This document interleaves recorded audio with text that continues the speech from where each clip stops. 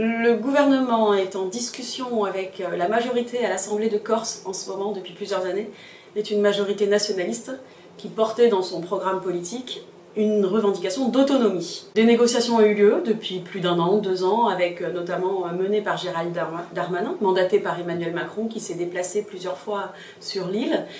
Et le projet est en train d'aboutir, puisqu'un texte, une écriture du texte constitutionnel, parce qu'il faudra réviser la Constitution. Donc une écriture du texte constitutionnel a été discutée entre les deux parties, le ministre de l'Intérieur et les élus de l'Assemblée de Corse.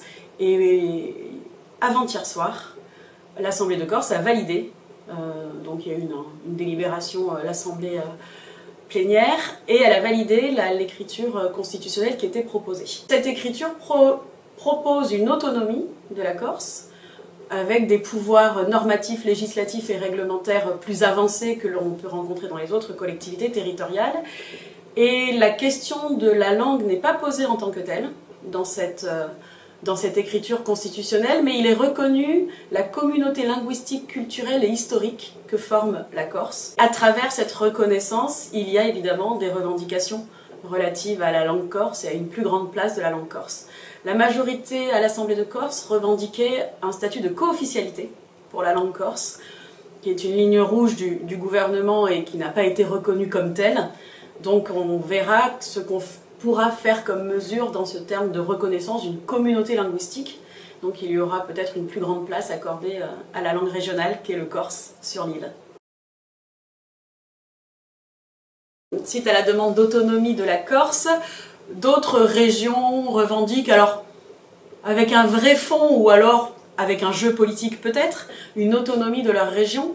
La grande différence juridiquement et démocratiquement, si je puis dire, c'est que cette demande d'autonomie, elle est dans le programme politique de l'Assemblée de Corse qui est actuellement au pouvoir, la majorité, qui a été élue par 70% du corps électoral. Donc les électeurs ont à 70% voté pour une liste, un programme qui avait cette autonomie au cœur de son projet. On ne retrouve pas cette configuration démocratique dans les autres régions qui demandent actuellement à bénéficier de la même autonomie. Mais au-delà de évidemment, cet argument démocratique, il est fondamental. Le pouvoir appartient au peuple et l'expression de la légitimité démocratique doit être entendue. Mais au-delà de cet élément, la revendication d'une plus grande responsabilisation, d'une plus grande décentralisation, même si tous ces termes sont un peu techniques et ont des champs un peu différents, elle est légitime de la part d'élus locaux qui veulent prendre les responsabilités. Alors ça conduit, comme dans les autres États, à faire des listes de l'État est compétent pour ces matières-là, et ça restera toujours de la compétence de l'État, c'est son essence même, et ensuite des compétences qu'on peut attribuer aux collectivités, des compétences en matière sociale, en matière environnementale, qui ne nuiraient pas du tout à l'unité de l'État. On peut faire un parallèle avec le breton sur une langue régionale. Donc le breton en Bretagne comme le corse en Corse sont les langues territoriales propres, si j'utilise un terme espagnol, c'est-à-dire la langue de ce territoire, historiquement, depuis des siècles. La vivacité de la langue est plus forte en Corse, la situation sociolinguistique de ces deux langues est un peu différente. Il n'y a plus de locuteurs premiers de breton en Bretagne, il y a encore, même s'ils sont aussi en recul, des locuteurs premiers de Corse. Et donc la situation, la vivacité de la langue est moindre en Bretagne qu'en Corse, mais les revendications pour protéger ce patrimoine sont similaires en Bretagne comme en Corse, avec de fortes mesures qui ont été prises politiquement pour que la langue soit présente dans l'espace public, dans l'enseignement. Il y a des écoles d'Iwan qui sont des écoles privées en Bretagne, il n'y a pas d'école privée immersive en Corse.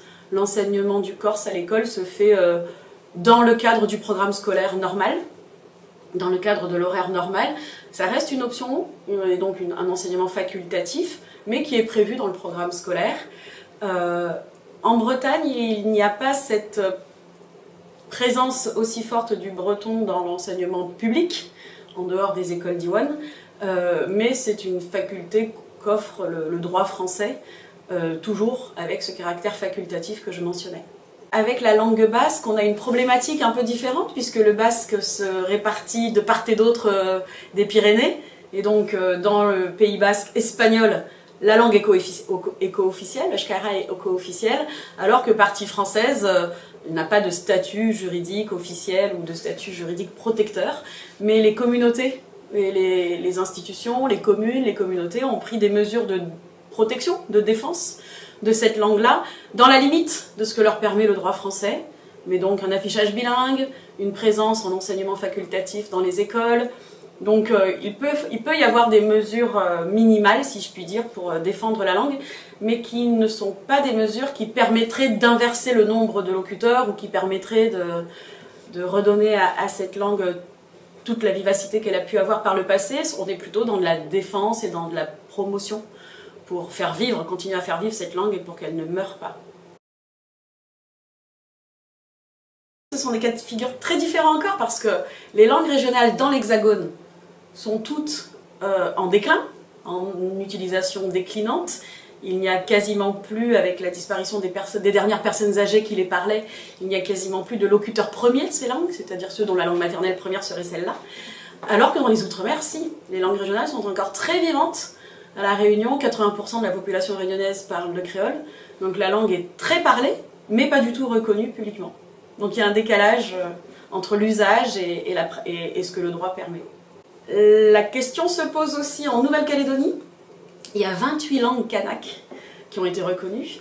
Il y a une académie des langues kanak, donc il y a aussi une protection de ces langues-là, mais elles sont donc des langues vernaculaires, c'est-à-dire qui appartiennent localement, et le français joue un rôle de langue commune, et avec la reconnaissance du peuple kanak, et la situation dans laquelle est la Nouvelle-Calédonie, qui a passé ces 3 référendums d'autodétermination, la réponse a été non, donc la Nouvelle-Calédonie reste française, mais on reconnaît un peuple kanak et leur identité à travers leur langue, donc ces langues sont enseignées et protégées. Qui sont surtout des langues orales, et donc l'Académie des langues kanak développe des outils pour la normalisation de ces langues, les outiller avec une graphie ou un dictionnaire ou des instruments. Et la même question se pose de façon passionnante en Guyane, où il y a un village Hmong qui parle le Hmong, une langue chinoise, et les Amérindiens qui ont leurs différentes langues, et il y a aussi un créole. Donc ce sont des langues qui sont très vivantes et qui posent des questions, même si les langues appartiennent à la vie privée ou à la famille, qui posent des questions quand les enfants qui sont scolarisés ne parlent que leur langue maternelle, et donc qui sont accueillis dans une école qui ne parle que le français. Donc ça crée des difficultés et explique aussi une part de l'échec scolaire ou de l'illettrisme dont les taux sont très forts dans nos Outre-mer.